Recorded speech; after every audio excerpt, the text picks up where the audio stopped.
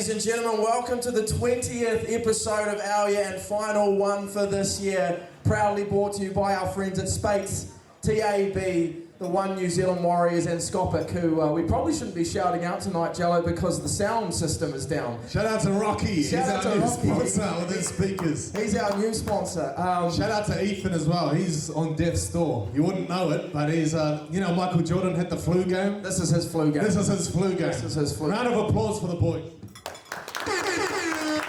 Jello, episode 20, and we're going to kick it off with a little something that our mates at Spates have been doing called the Mateship Quiz, which they've got some film crew around here and they'll be coming up to a few of you after the show to ask you some mateship questions, and we're going to do a quick little best of three before we get stuck into our show. Basically, I ask Jello a question, he answers, and vice versa, but these are like mate questions, so I'm going to kick it off, Jello. What is my middle name? Let's see if rugby league players can spell. I know you're Scottish, Irish roots, 5% Indian as well. I'm going to say Digby McGregor. It's actually Digby McCallum, so that's close. That's close. I'm going to give you a full point for Digby there. Well, I'll take that, bro. Have I ever broken a bone? And which bone? Oh, okay. If I can underline yes about 1,000 times as a rugby league player, I'm going to say yes, and one of them is your collarbone. You got me. Is it actually? Yes! Yes! I think it's the only one I've ever broken. Yes! Okay, what do we got here? These are some good questions that our mates at Spates are giving us. Do I prefer a pint, bottle, or can? I'm gonna say you're putting on a show with that bottle. You've spent some time in Europe, mate. You've had the pints. You know how good they are. Trick question, actually. Yes, I do prefer a pint. I was trying to throw you off with the bottle here. All right, Hit me. Some of these questions are a little bit out the gate. Out the gate, Thursday night on Trackside. Tune in. I won't ask you the job title because I don't even know what my job title is. What is my coffee order, Mitch? Come on, bro. Very consistent. I feel like this was where your flamboyant side comes out. I know this is wrong, but I just want to take the piss out of you. I've gone with an iced coconut caramel latte. Even Rocky knows it's wrong. Rocky, what's my coffee order? Flat white. No, you got it wrong too. It's actually long black. Oh, long black. And I enjoy a coffee as well. Now this is for the game. This is for the game here. I'm going to go with a particularly, okay, if you can get this is impressive. What's my karaoke song? My mother's in the crowd, she'd know this. It's her karaoke song as well. Okay. I don't have the song, so I'm going to start with the artist, so I know I'm on the right track. Is it Ed Sheeran? It is not. It is Angels by Robbie Williams. Oh, really? Great song. It's one of my favourites. All right, now the final I feel like this is bringing us closer, even though we're getting every answer wrong. Have I ever played a musical instrument? Here we go. Oh, that's giving me some suspense. I'm going to say yes, but poorly. What instrument, Mitch? Piano. Yes! We're best friends. We're best friends. Yeah. All right. We got some giveaways tonight. We're going to let you guys have a turn at that later. We got some Steedens from our friends at Player Sports. Kia ora, Player Sports. The great Player Sports, of course. But yeah, that's thanks to our friends at Spates who have been, gracious enough to sponsor us in our first season, Jello. So a big thanks to our friends at Spates. You'll find them after the show. But now, Jello, let's get into it, brother. A massive weekend of sport, starting with those All Blacks just over there at Eden Park. It was looking pretty dodgy for a little bit. The Aussies had the middle third of the game was all Australia. They were gritty, they were tough. They came here and they wanted to upset the apple cart. First time in 30 years, 52 games we've won in a row at Eden Park, but not enough. Guess again, the Rocky. Ethan, get that picture up again. Look at that. Look at that. Not going anywhere. That's so good. Roll the anthem. I'm feeling patriotic. Let's get that anthem going.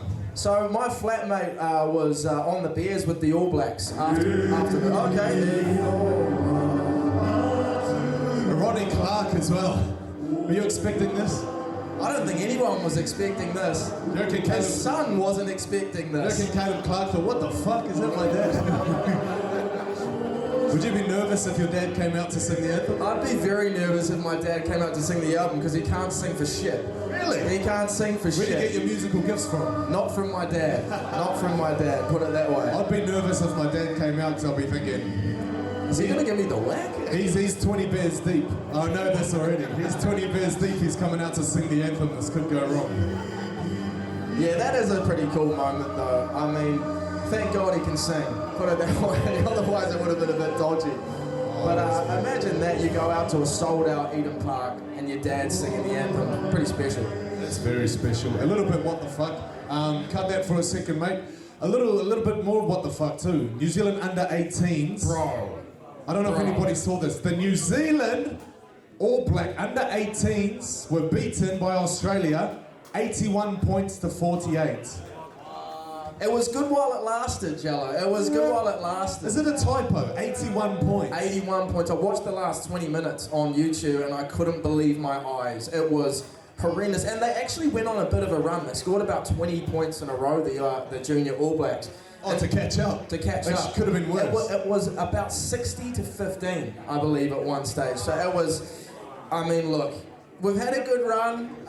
Maybe we've got 5 years left in the tank before these blokes start getting up to the big boy level. But yeah, look, Aussie, okay, I'm going to get absolutely destroyed for this. I kind of hope Aussie would have won on the weekend. Because it would be good for rugby. It would be good for rugby. We haven't lost a game in 52 games at Eden Park. The Australians haven't won the Bledisloe Cup in 23 years. I think the fact it's a close game was enough. I don't know if we have to lose.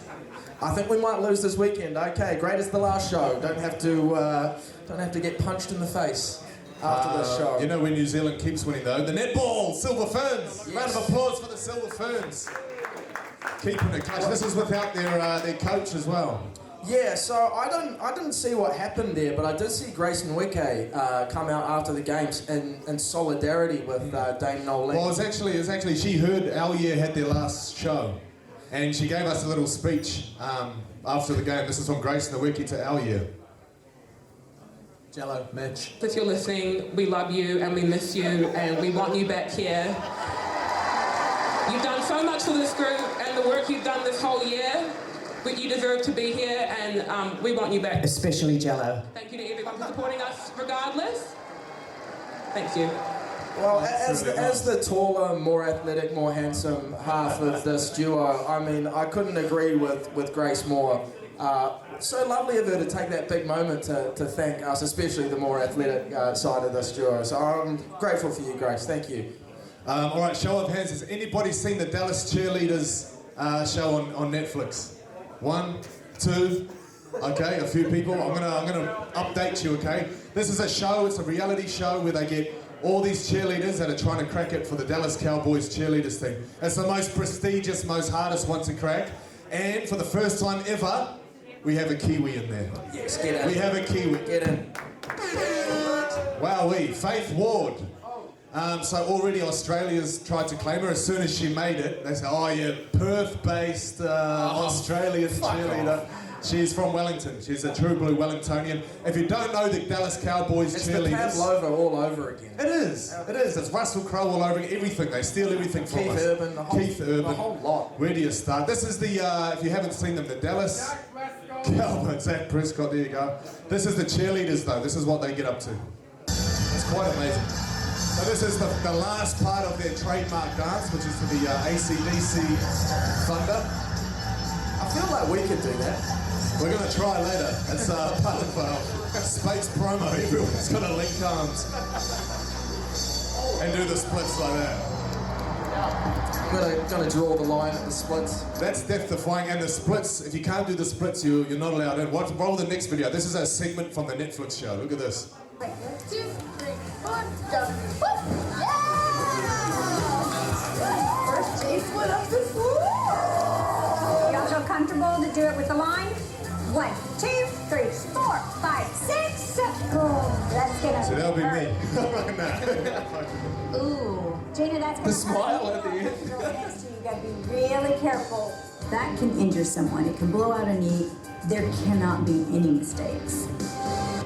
I love how they got the dramatic music in the back like it's do or die, eh? I know. No one gives a shit at the end of the day. No one gives a shit, but apparently they're better than the Dallas Cowboys themselves. So Yeah, that is true. No, that is true. Jello, in the football this morning, our under-20s beat Egypt 2-1, which is a massive result. Humongous. Egypt, home of the best player in the world, in Mo Salah. And look, they had 2 quick goals. They scored in the 13th and the 16th minute, I believe. And they held on. I was watching the Tribe commentary of it, and sounds like we were getting battered. But we ended up taking that one home 2-1, and we have a chance to qualify for the round of 16 should we win our next game. That's amazing. If you think the basketball done really well this year, the young fellas, the under-20s went all the way to the World Cup for the rugby. The under-18s, or maybe not so. We don't talk about the under-18s. But it's good to see the juniors coming through. We got footage of the 2 goals. Let's roll the footage. Love to see the crowd all dressed up as seats. By Luke. Keeper can't react quick enough at red one. That Brooke Smith was delightful, isn't it? It's got the perfect curl on it, quality from Cody Phoenix here. Full run into the penalty area, and he gets full reward for that. Can I just say, Cody Phoenix, that sounds like a male stripper name. That is something out of like a FIFA game or something. Well, where did they find him, Mitch? That's the question. Yeah, good. Where's he come from? You want to talk about this next one? Yeah, so our freak of the week this week, stitch up there, is Danielle Aitchison, who won her first ever gold medal at the World Athletic Championships today in the T36 100 metres. She absolutely smoked those fools in her final by about 15 metres. She ran it in 13.43 seconds, and Anna Grimaldi missed the podium by 0.0001 second, which is the tightest finish in World Athletics Championships history, I believe. So unlucky for Anna, but Danielle is the newest Kiwi world champion, and she is from a place, what's it called? Patitonga, which is in the Waikato, and this was the top 2 images that came up for Patitonga. Are they not in there? So there's the map there. There's a map of the scenery, and what's this other place on the image? That's the first result that comes up in Google Images, and that's the only result. It was that and the tree. See, I don't actually believe that first picture is from Patitonga, but this was basically the number 1, 3, 5, 6, and 7 results on Google Images. It's like the local motocross track. So you can see there's a little 100-metre strip there on that left side, which I probably reckon Danielle gets most of her training in it. Maybe. A look from around the world. I know we like to focus on Kiwi sports, but this one caught your eye, Mitch. Yes, so Nepal, they have a cricket team. Look at these fellas here. They just bet the West Indies in a 3-game series, 2-1 in the T20s. First time ever? First time ever. They were paying $17 to win it. I mean, look, I don't mean to be that guy, but on paper I'm taking the West Indies. 100%. That is somewhat of a sporting miracle. And how about the New South Wales Cup, lads? Yes! The first ever senior title for the Wales. Unbelievable. What a stint they had all year. At one stage, they'd won 16 on the bounce, Jello, which was a New South Wales Cup record. So much young talent in this team. The commentators were very one-sided towards the Dragons, talking about how young they were. But you look at this team, most of that team is under 23 years of age, which is super, super impressive. But I couldn't be happier for these boys. They worked at it all season. What a team. Plenty of bright times in the Warriors' future. Amen, brother. We're going to unpack that game. We're going to unpack the NRL finals. We've got some guests to bring up, but first we've got a multi. What was your multi on the weekend? Yeah, so look... I'm in on this little sucker. Let's go through the leagues here. Okay, so tick, tick, tick, tick, tick, Canterbury tick, Bulls. You're tick. betting on I'm provincial betting on, rugby league. Don't get me started on provincial rugby league, Mr. Commentator. So basically I had all of these and then that was the last leg. Oh, I missed. I thought you got it. So I was pretty damn upset about that. I had a cash out that I was staring at for ages and ages, and I was like, no, of course not. 14-0 up, there's no way. And here I am. If anyone would like to join my GoFundMe at the end of tonight, I'm taking donations. If anyone's got a violin they want to play, now's the time. But you can't play it long because we've got some guests to bring up, Mitch. Let's go. All right, ladies and gentlemen, these three were some of my genuine heroes growing up. Please give a big final our-year welcome to these three legends. Lauli, Monty Betham, Sione Faumuina, and the Little General Stacey Jones. Hello. Welcome. Awesome to have you here. Thank you for your time. Sorry to keep you waiting. We had some technical difficulties, but we soldier on as always. We were just talking about the New South Wales Cup, fellas. How good? First ever title. Oh, outstanding. What a year they've had, and also most of them to be able to get first grade experience. Guys like Eddie, Veramir, Toya, it's Eddie Veramir, Toya. Who played in it, like Ali Lautua played on the weekend, Wyler Graham, but the experience of Bunty R4 and Tom Ali, then you got a really good halfback in Tanner Boyd. No, I'm happy as they go again this weekend against the Burleigh Bears, winner of the Queensland Cup. Sione, you don't watch much footy, do you? You watch the Wars? Is that true? You just watch the Wars only? Yeah, I've just started I've just started watching a bit of NRL this year, mainly the Warriors, which is why Radio Sport and that used to always call me up and then I'd ignore their phone call because I'm like, bro, I've told you I don't watch footy, man. Ring Ali or someone.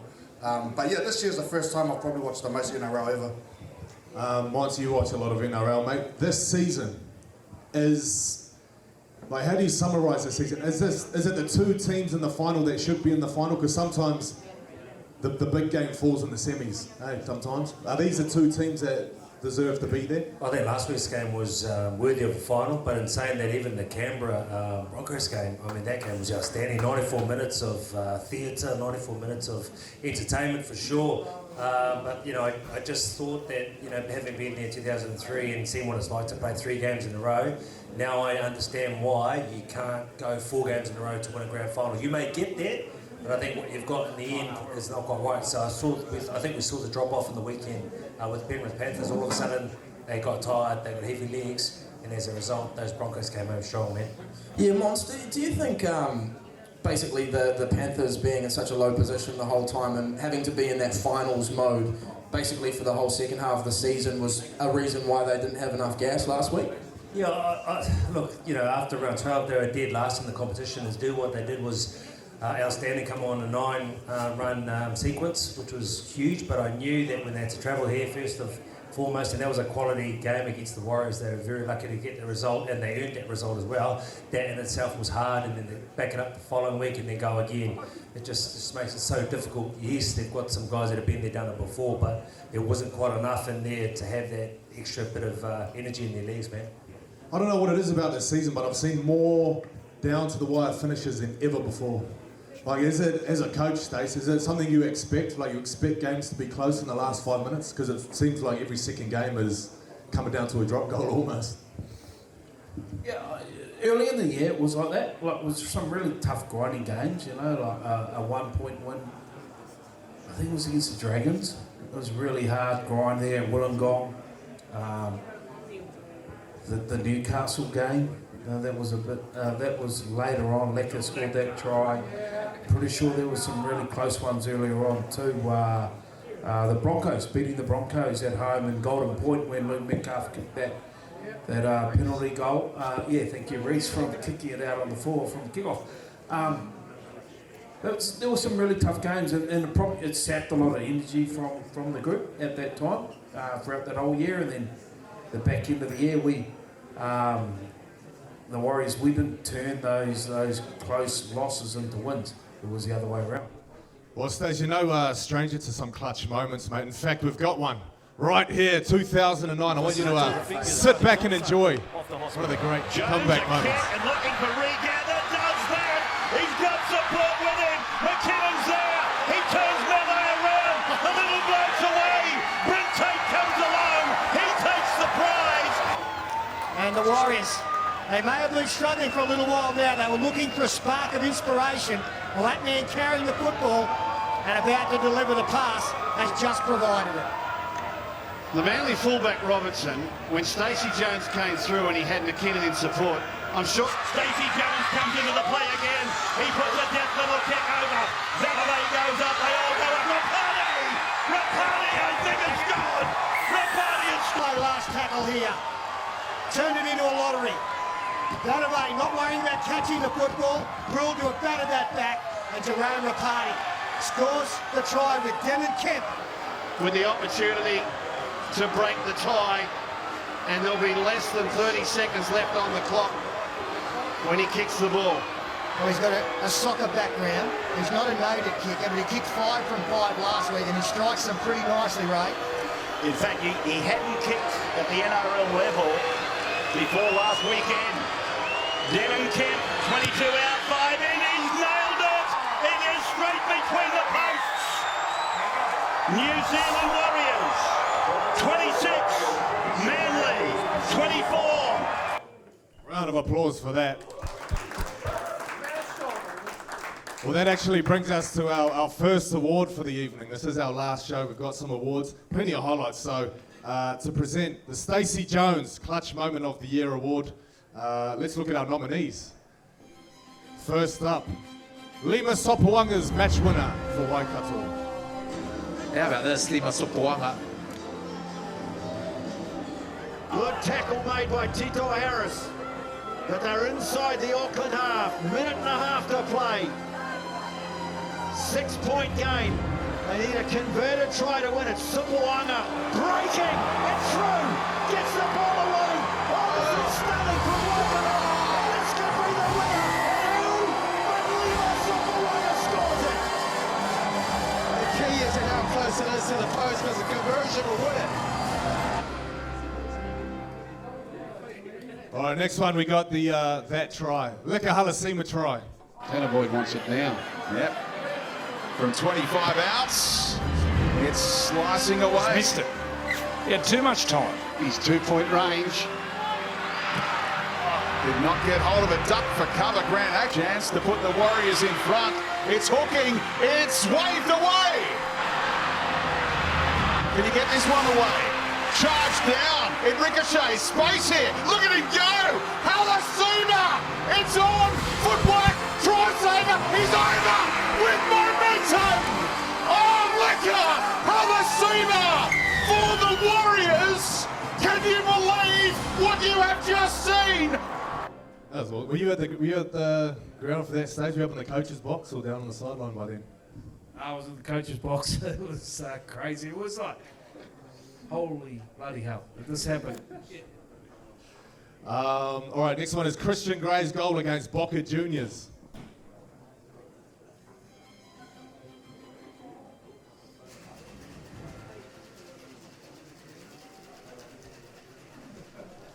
I don't know where the footage is, but that's all right. We'll come back to that one. New South Wales Grand Final glory. They're going to let the siren sound. Lussick will take the tackle. And the Warriors are out 20-25. Not going to affect New South Wales Cup Grand Final winners. Yeah, they are, and so they should be. So they should be. What a fantastic team. It's as good a season as we have seen in the knock-on effect New South Wales Cup for a very long time.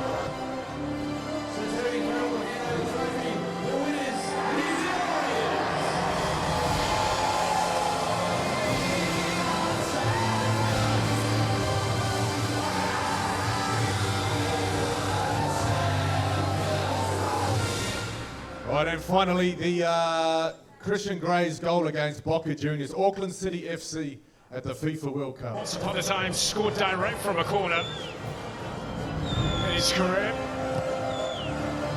Floats this one in, and oh, they have scored! It's Gray with the biggest goal and biggest moment of his life.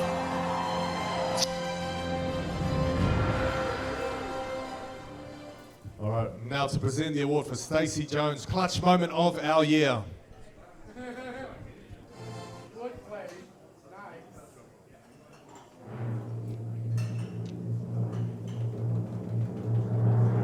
Christian Gray versus Boca Juniors. You know, we're very close to giving it to Leka, but that Christian Gray goal made like $11 million or something for New Zealand football, so Leka's trying to make his money. Not what I would have picked, but anyway. That was a big moment. We've actually got an acceptance speech from Mr. Christian Gray. Hey everyone, I just want to say a big thanks to Aotearoa for the support and thank you for the award. Sorry I can't be here tonight. I hope we'll enjoy the night.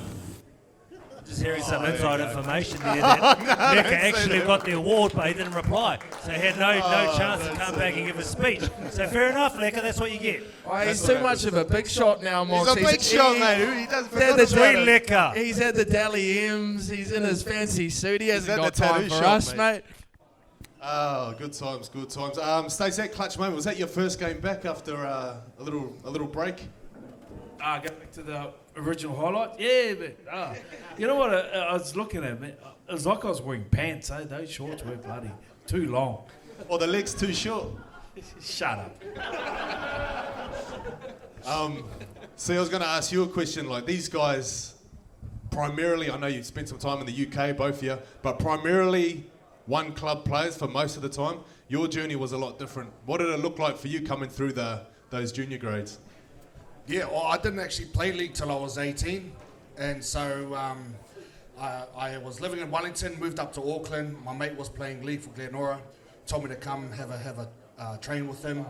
6 weeks later, I get asked to trial for Auckland, make that side, go to nationals, made New Zealand side, and then got flown over to Sydney to the Roosters, Penrith before signing with the Raiders. So that all happened in about 7 months. The funny story here, though, bro, is I got player of the tournament at the national under-18 side, and the Warriors weren't even interested in me. So there you go. It sounds like a movie. Like, no one progresses that fast, bro. That is a movie. What were you doing before you played league then? 18 years old, were you doing any sports? I was a basketball player. So I actually played basketball when I was, And so I came up to Auckland thinking I was just going to wait till the basketball season started in October. And then next thing you know, I'm ringing my mum on November 1st saying, hey, I'm off to Canberra. Oh, what for? I'll sign with the Raiders rugby league side. When did you start playing league? In April. And then you got on the league field and played basketball. Yeah. With the offloads and the razzle-dazzle. Yeah, and look, a lot of the skills transferred over, I think. But yeah, no, it was good fun, good experience at the Raiders. Like, I grew up watching league, especially those that watch the Raiders. Oh, you watch league then? Now we watch this league. Right? Because all my family watched the Raiders and Bulldogs during the late 80s, early 90s.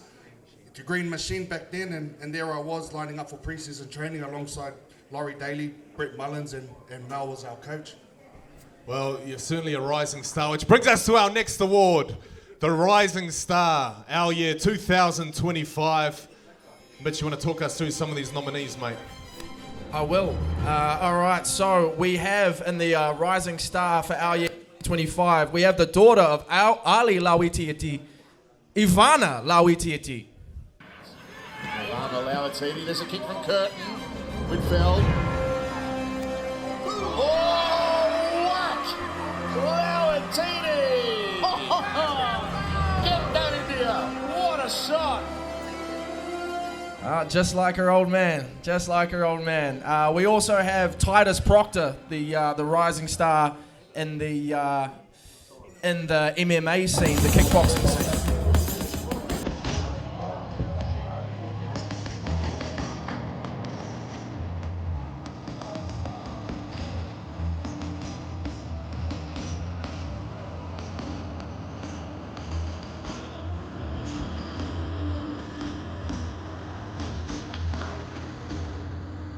Yeah, unbelievably, he still keeps avoiding me.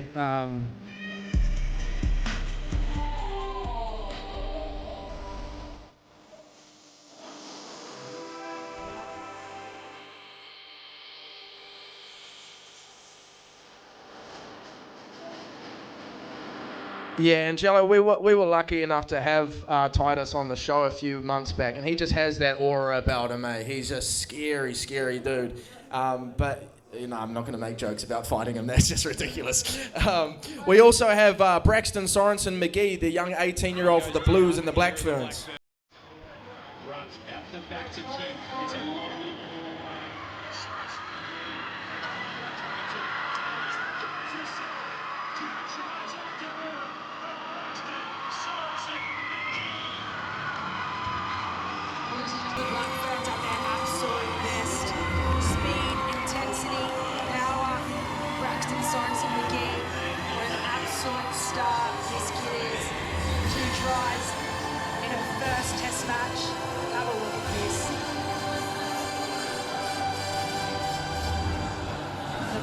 They just get to work.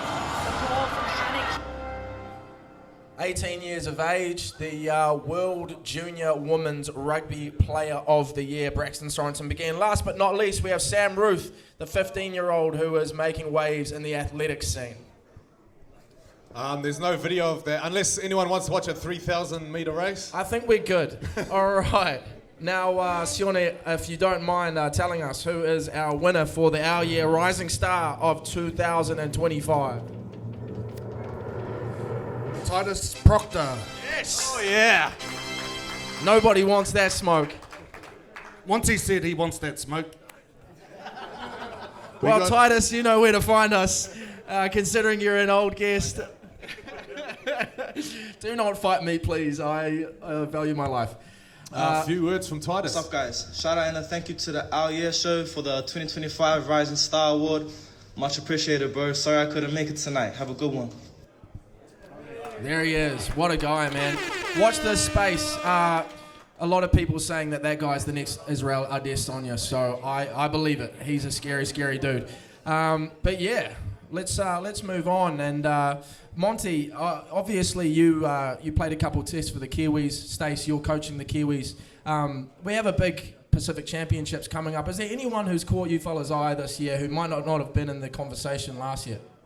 I think for Stace being, I'm one of the selectors, Stace is the coach obviously, but last year he had about 15 less players to pick from this time of year, so got the grand final to come, but I think Stace has got his fingers crossed because this time last year there was like 16 players out or not in selection, so I think there's a selectors meeting tomorrow where we have our last sort of comments on that, but having Stace here right next to you is probably the guy to speak to, man. No, Stace is keeping his cards very close to his chest, and fair enough. It's a secret, but what a tournament, man. What a tournament. Yeah, well, I mean, Nico Hines was watching this show the other week because I didn't have the nicest thing to say about him, so we're not letting any Aussies into any secrets here at Our Year. Speaking of the Kiwis, I've got a question. Sione, how would you compare your first game for the Kiwis to your first time getting in the boxing ring? Oh, too easy, both to No way. Look, putting on the Kiwi jersey for the first time, I was one of those lucky debutants that we beat the Kangaroos. So if you remember the 2003 test we had at North Harbour Stadium, so pretty lucky there. And then jumping in the ring, I guess both similar in a way that you don't know what to expect. Everyone always talks about international footy, but you don't know until you actually get on that field. Sing the national anthem, do the haka, it's like, holy, this shit's real now, you know? So, and it's the same when you jump in the boxing ring. You don't know until you actually jump in. So, you know, the funny thing back when I was at the Warriors with Monty, because everyone knows Monty got into boxing afterwards, but he comes from a boxing Afterwards pedigree. is debatable. He boxed a few people on the field. You know, the thing with Mons is that, you know, even if we just joked around with him at training, we'll be like, you know, just be like, oh, you know, throw a lazy jab. He comes back with like 40 punches, man.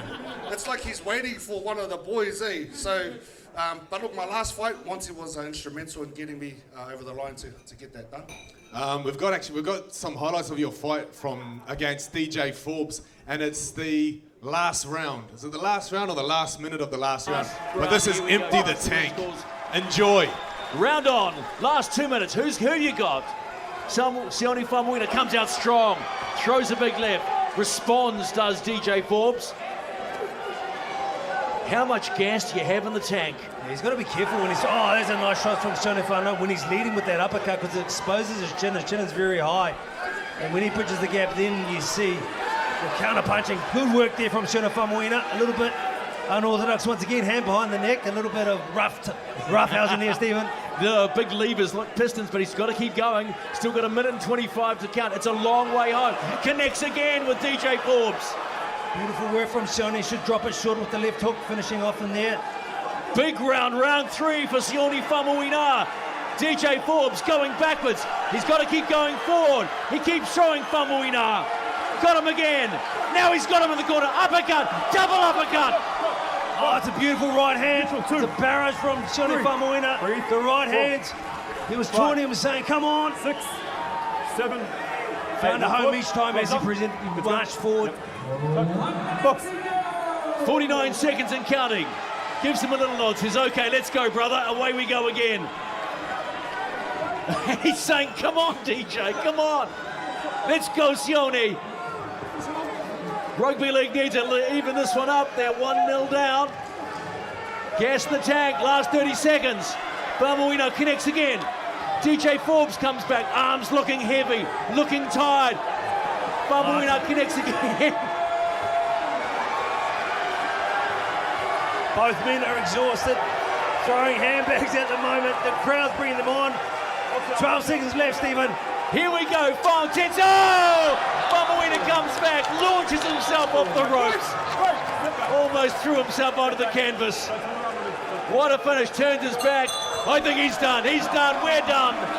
What a fight, fight number 3. Sione Faumuina with a big comeback in round 3, but is it enough? That is unreal, brother. I was a bit worried there was 2 minutes to go and you were mouth breathing with the mouth open, but the Superman punch off the ropes, that is something else, bro. Yeah, no, so when we get to the venue and my boxing coach, he goes, jump in the ring, own it, bounce around, so you get familiar with it. And as I'm doing that, his son, who was also my trainer, he goes, bro, you can actually use it to launch. And I was like, hey, he goes, yeah, bro, you can bounce off it, boom, bounce off. And I was like, oh, okay. I took it literally and tried to do a Superman punch. But what people don't really know is the night before, my mate texts me and he goes, Sole, have you seen how much you're paying on TAB? And I was like, what? And he goes, you're paying $8. And I was like, what? And I said, bro, put it on, I'm gonna beat him. And then the next morning I went down to $3.20. And so that last round was more me knowing that so many of my mates had put money on. I'm like, bro, I gotta win this match because I lost the first round. I think that actual day as well, I went out to see Sione too because obviously he was heightened by what was happening up, which was his first fight. And there was someone who got badly knocked out before that. Badly knocked out. So then I got word from Sione's corner that, can you go and see Sione? He's a little bit worried, he's a little bit nervous. So do you remember me coming out that night and just sort of giving you a little bit of a cuddle and just saying you're going to be all right? I don't know why I was cuddling you. I should have been cuddling DJ Forbes. Well, for those that, it was the first fight and Roy Asotasi got knocked out in the first 10 seconds by Sam Tutupo. And after all of that happened, I was speaking to DJ. He said, bro, when I saw Roy hit the canvas, I said, oh, where's that headgear? That's why he put it on. Oh, bro. Speaking of fights, Monty, you were voted by the NRL as one of the most feared players, or the most feared player in the early 2000s. Was it a welcome title, or was it like, now I've got to live up to this? I don't know if it was a welcome title, but at least there was some sort of title, some sort of acknowledgement, because, playing a link with guys like this in your team, absolute stars, and they do wonderful things for the club for a very long time. I guess it's you all have your roles, different cogs in the wheel, and that was sort of the role that was tasked on me, which was to go out there and be a little bit of an enforcer and trying to, in those moments, try and make the opposition a little bit not worried, but sort of look over their shoulders a bit. So sometimes we did that. It was a very physical team that we had in the early 2000s. We had the sandpit quite a bit, and we used to do work on tackle tech, and we used to let players know. I mean, Jerry Susu used to come down the field, moaning and gnarling every time we ran the ball, put shots on. So it's a lot of fun to be a part of that side, man. I know toughness isn't always, shown in fights. A lot of people would say that it's not, but geez, you could throw them, man. We've got some footage here, and this is rugby league in a more simple time. Okay, let's enjoy some of... He didn't get sent off for this, He didn't get sent off. You be the judge if this is a send-off these days. One penalty. Villasetti. And he's lost it. Well, that's sad for the Warriors. And Monty Betham lashing out at the Dogs. I'm not sure who it is, but he fired up big time. Well, he either had a brain explosion or there was some niggle in the tackle. Well, if I know Monty, it would definitely have been some niggle in there. And he's not a man you want to mess with either. His father was a middleweight champion for a number of years. And I'm sure Monty knows how to look after himself. Down to you, Tia, was he inspired by your fight during the week or what? Mate, you're supposed to wait until you retire before you start boxing, but obviously Monty's got a bit of niggle out there, and he's into it. Well, we could see someone in the bin here. Mate, that's crazy stuff. All right, you don't need anyone. You can tackle him. You don't punch anyone. All right. I won't wear that sort of stuff. You want to keep doing with that? There's only one place you'll be playing the game, and that'll be over there on the sideline. Right? Cut the rubbish out. Well, a reprieve there for Monty Betham. He is fired up. Stace, what are you thinking at this moment when Mons is obviously, like they said, there must have been a bit of niggle in that tackle, if I know Monty. Well, that's what I want to know, because how do the little fellas survive through this period of football? Because there's no, you can't touch a kicker now. Their halfbacks are so protected. How did you get through? Yeah, I don't know, actually, because I've been asleep for the last 10 minutes.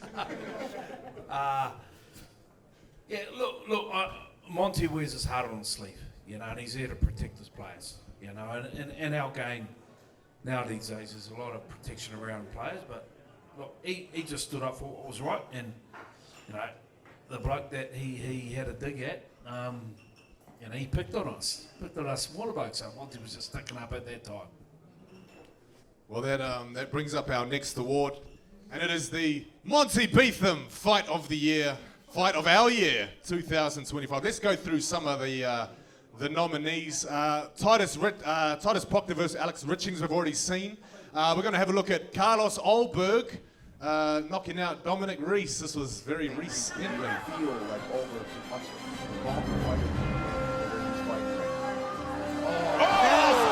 One-two combination. Black Jag in round one. Title shot next. For Carlos Olberg. Never been more impressive than that. Our third nomination is a very unlikely one. It's the under-18 Wellington girls team, rugby league team. This is from the National Youth Cup just 1 week ago. Creeping towards the final 2 minutes. No chance, no time for a comeback. Oh, here we go. Oh no, a punch. Keep your eyes on the yellow headgear. Headgear. The runaway as well. A great contest. Oh wow. Oh, here we go, judo.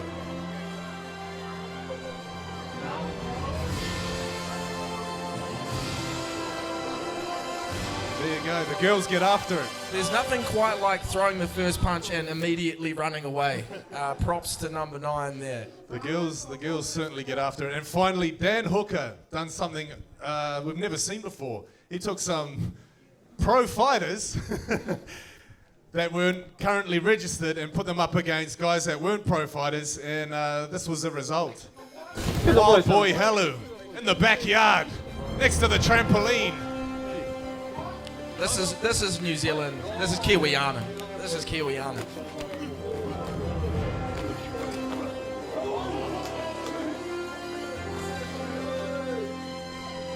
It's certainly been a wild year for the fight game, and with plenty of nominations, Monty, will you please do the honours for the 2025 Monty Betham Fight of Our Year award? My great nominees up there, but the winner is under 18 Wellington girls. Must be the one in the headgear. Well deserved. Well deserved. Well deserved. And believe it or not, this team was actually coached by the one and only Charlie Gubb, who accepts the award on behalf of his team. Hey team, sorry I can't be there to accept this in person, but I'll just start by acknowledging the distinguished guests, Christopher Luxon, Clay Shawbrook, the Honourable Anthony Jelling and Monty Betham. Yeah, well, about that fight, what you see is what you get really. We were down 30-0, not much else you can do apart from call cattle dog, which I didn't need to do in the end because Canterbury took the initiative to start the fight. And then our smallest player, Bailey Lake, a toughest player, hooker, NRLW. If you need someone to stiffen up the middle, give her a call. Yeah, she just threw a nice overhand right. Obviously, one thing led to another. It became an all-in. Charlene Tuia, nice little judo throw ragdoll. But anyway, I won't bore you with details. It's good to get an award for that. Yeah, I think this is the first award that we've got, or first time they've given it out, so hopefully we can be the first team to win it back to back. We'll be going for it next year, guys, so keep your eyes out.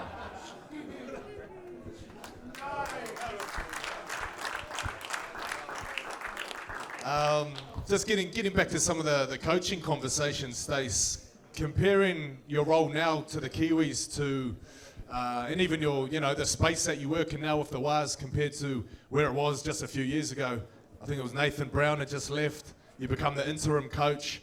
Like, what was that situation like for people that, we were here in New Zealand kind of watching it all unfold somewhere else? Yeah, look, I mean, being away in Redcliffe was really hard, and then taking over as interim coach from Nathan Brown, that was like an experience for me. And bringing the team back to play here in those COVID times. So I enjoyed my time there. It's been really funny, just like being up here as interim coach. I've had that many texts in the last 20 minutes about players around being available for Kiwis and whatnot. I'm trying to engage myself here and I'm trying to pick a Kiwis team. It's quite weird, actually. Like, I haven't been engaged for the last 15 minutes because my phone's been going red hot trying to pick a Kiwis team. Players that are Can in you or share out. some of those names? No, I can't. It's together. Damn. We're here to help. We're here to help. Pongo or someone in there. It's a really important time to pick a Kiwis team, right? We're in the right of thick of things right now. And so getting back to your question, yeah, it's an ongoing thing. But I'll tell you what I've really learned over the last couple of years. I've learned some really good stuff off other coaches, like Michael Maguire, who we think about this week's taking the Broncos to a grand final, and what he did for the Kiwis, and how much of he's really hard, he drives players to their limit, and he doesn't know any other way, and then to come to that Broncos system and what he's done now, it's all coming back to me now, what he did with the Kiwis, but he did it in a subtle way. And then we working under Andrew Webster, totally different. Like more of I wouldn't say a softer approach, but more of a put your arm around you and guide you through that way, but very strong technically, but very relaxed in what he does. And you got to remember, well, you don't have to remember, but I'll tell you right now that Michael Maguire and Andrew Webster worked really closely together. As Webby was Madge's assistant coach, so it's quite a neat resume of what they've got, and it's interesting. And for me, my journey as a coach, who I've learnt from these two guys has been brilliant, and like I said, right now I'm getting texts going left, right, and centre about players who's available, who's not available for Kiwis. So.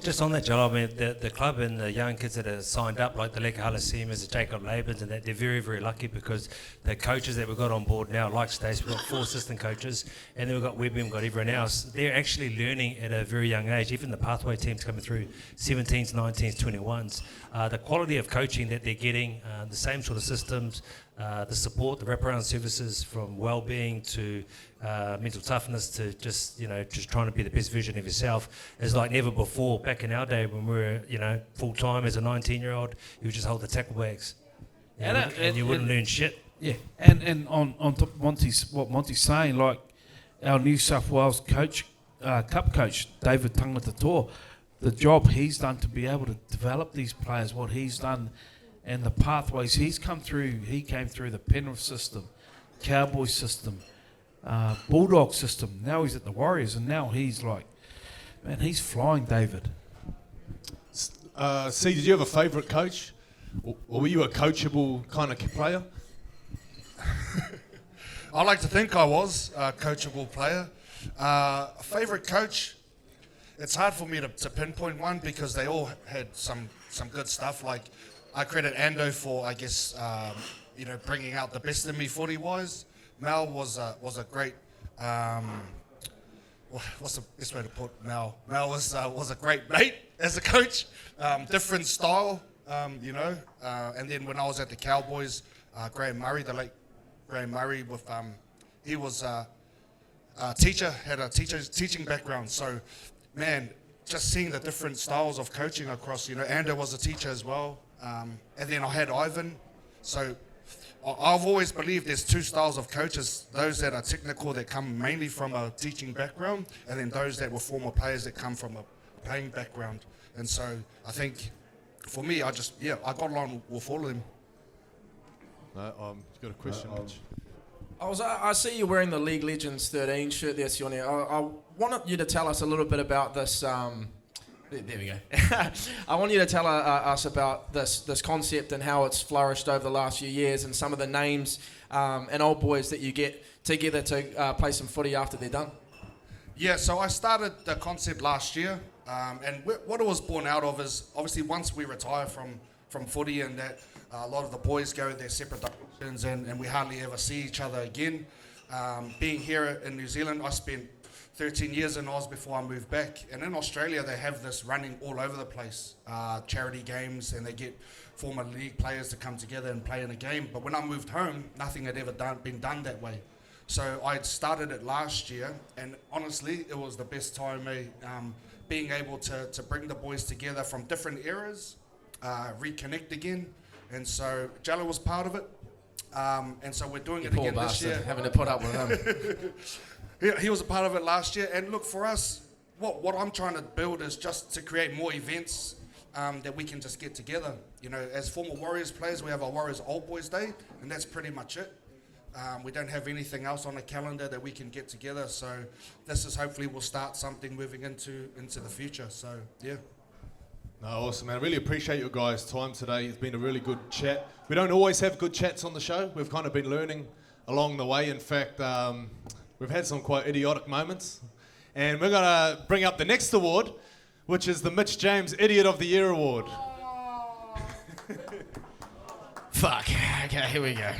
So we have Mitch James taking a body shot from Kai Cutter France and a leg kick from Dan Hooker. That wasn't smart. He took a shot at Nico Hines verbally, which came straight back at him. So he had to issue the public apology. We had Mitch singing The Downfall of Queensland. What was the song? Queensland's Having a Mare, just before Game 3 kicked off. That didn't age well. And I think one of his finest moments was just doing the polite laugh at a not the right time with Miss Israel Adesanya, if we got the video of that one. I already have my tools and my whereabouts to know how to come back into society. So when I get back in the country, I jump in the ocean, hang out with my family, hang out with my pets, hang out with my friends, go back to the gym within 3 weeks, and then, get it going again. You laughing? It was at this moment that he knew he fucked up. Look at you, shut up. I'm fucking up. I just finished training, bro. Okay, in my defense, this is our second show.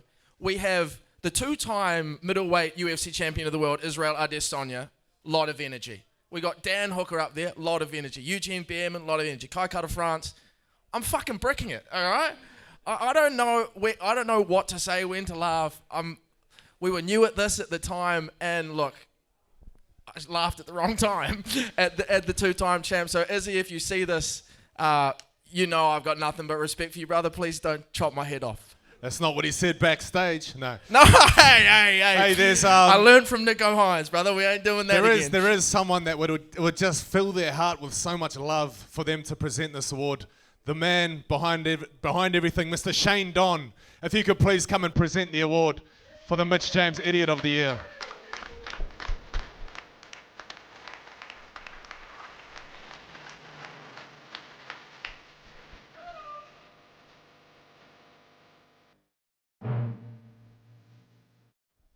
Alrighty.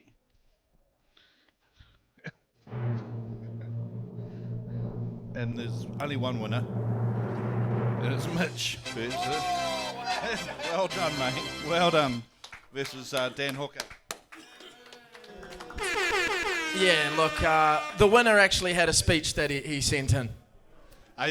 Shane, on behalf of me and Mitch, I just want to say thank you for helping us out this year. We've learned a lot from you. We didn't know what this show was going to be when we kind of sat down and drew it up. Me neither. We're still kind of figuring it out. But I just want to say thank you, mate. You're a top man. Thank you. Hopefully you've enjoyed it as much as we have. Yeah, well, thank you, guys. And I think the sponsors always make this, and Spates and the team at the back out there, they have absolutely looked after us. And anytime we've asked for stuff, they've said, look, yeah, bring it on. Obviously, Cam and the Warriors jumped on board as well and sponsored us as well. Scopic, look around all these big screens and everything, that's all them. They've been awesome. And then last but not least is TAB. Every time these guys throw some bets out there, it's provided Haven't by the won much, TAB. but hey, they're a great sponsor. Yeah? I said we haven't won much, but they're a great sponsor. No, it's because you're a shit better. Did you see that multi, mate? Come on. I guess it didn't win, did it? Fair enough. But I guess on behalf of Full Time, it's thanks to all you guys out there that come along each time. Matthew, you come along each time. And it's awesome. So from behalf of Full Time, thank you very much. And appreciate you, brother. All right, so we'll rip through this preview really fast. Stacey's got to go. Stacey's ready to go. He's got a Kiwis team to pick. Yeah, right, mate. What do we got here? You guys go. Round of applause for our guests, ladies and gentlemen. 3 legends, Mr. Stacey Jones, Sione Faumuina, and Monty Betham.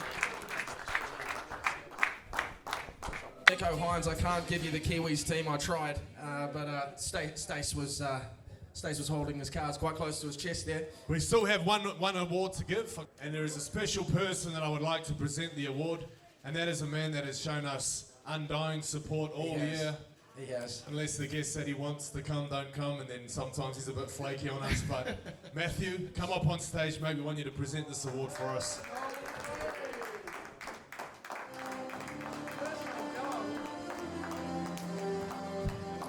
The stage is yours.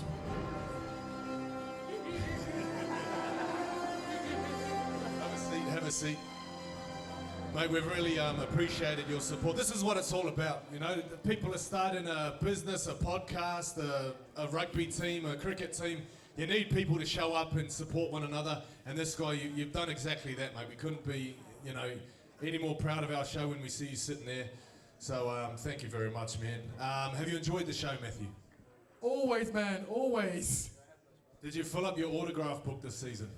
I did indeed, and I am definitely wanting some more autographs, yeah, for sure. Who was the highlight? Who was the person you thought, I can't believe I met this guy, that was so cool? Apart from me and Mitch. First of all, that was comedy, guys, thank you. But if this is honestly, as a... Just make something up. Say you met Tom Brady. People will be like, I missed that one. Jello, trust me, buddy. I will not lie out here, trust me. But it would be the alternate black man. He was really cool. Oh, yeah. I'm going to let him know you said that. This is going to be rap because they've had some all-stars, and for him to take top spot, he's going to love that. We've had some all-stars throughout this sporting season, actually, while our year's been running. And we're going to there's no videos or highlights to go with them, but we're just going to quickly run through these last ones. And the award is for the Kiwi Athlete of Our Year. We have Finn Butcher, the kayaking man who won the gold medal at the World Championships in Prague. We have Patricia Maliepo, who put a NRLW team on her back and led them to heights that they did not expect to reach this season. We had Geordie Beamish, who won the 1500 metre gold medal at the World Championships after getting his face stood on in the heats. He rose to glory in the finals. We have Chris Wood, who scored 20 goals for his Premier League side this season. I think that's most by any Kiwi, surely, 100%. And finally, the lady of the hour, Danielle Aitchison. Perhaps a bit of recency bias on this one, but our winner of the Kiwi of our year for 2025, Matthew. Oh, here we go! Jump ball, please! And the winner is Chris Wood! Chris Wood, he's in the New Zealand kit there. He's going to be leading us to a World Cup very shortly. Matthew, thank you, Rocky, thank you, Ethan, thank you, Keegan. Round of applause for Keegan. He's been at the majority of our shows, lighting it up. Yeah, look, Jello, we're going to thank all of you guys for supporting us. We were just an idea a few months ago, and to be here is an amazing feeling. To have guys like Matthew and all of you out there supporting us is amazing. We've got to thank our sponsors, Spates, the One New Zealand Warriors, TAB, and Scopic. Also, Players Sports have helped us out this year. And of course, to full-time Shane Don, you're a top man. That is our year for this year, and next year actually might be our year for the Warriors. So thank you all. Thank you for coming out. Thank you to our guests, Stace, Sione and Monty. And hey, my mum's here. Thanks, Mum, for birthing me. That's also great too. We got one more present. What's that? We got a parting gift for everyone. You don't fart. Thank you, Matthew. Top man. Oh, we do. Okay, shit. This is happening. You've given us so much love this year, and I'll take the first bit. All right. You got the nice voice. Join in if you know the words, and if you don't, they're right behind you on the screen. Now I've had the time of my life. Where was this voice? No, I've never felt like this before. Yes, I swear it's the truth, and I owe it all to you. I've had the time of my life, and I owe it all to you.